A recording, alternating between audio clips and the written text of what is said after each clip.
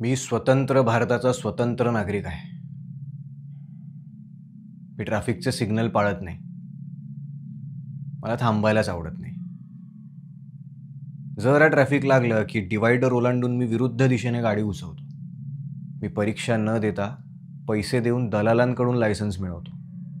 वेळप्रसंगी मी लाच देतोय आणि खातोय. मी लपून प्लास्टिक वापरतो आणि बिनदिक्कतपणे निर्माल्यासकट पाण्यातही टाकतो. मी धर्माला रस्त्यावर आणून वाहतूक कोंडी करतो. इतरांची गैरसोय करून त्याच मिरवणुकीत बेभान नाचतो. मला माझा आनंद महत्त्वाचा वाटतो. मला माझं जगणं महत्त्वाचं वाटतं. मी माझं घर स्वच्छ ठेवतो, भवताल नाही. मी पाणी घाण करतो, मी प्राणी मारतो, मी झाडं कापतो, मी हवा दूषित करतो, मी डोंगर फोडतो, मी जमीन नासवतो, मी जमिनीचे लचके तोडत राहतो. मला आणखी आणखी हवं असतं म्हणून मी आणखी आणखी ओरबाडत राहतो. अतिरेक्यांनी सीमा ओलांडल्या की मला राग येतो, पण मी माझ्या सीमा नेहमीच ओलांडतो. नियम हे पारतंत्र्यात असलेल्यांना असतात.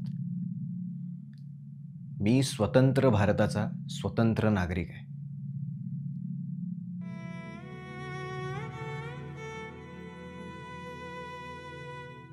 लहानपणी जनगण मन आणि भारत माझा देश आहे ने शाळेचा वर्ग सुरू व्हायचा.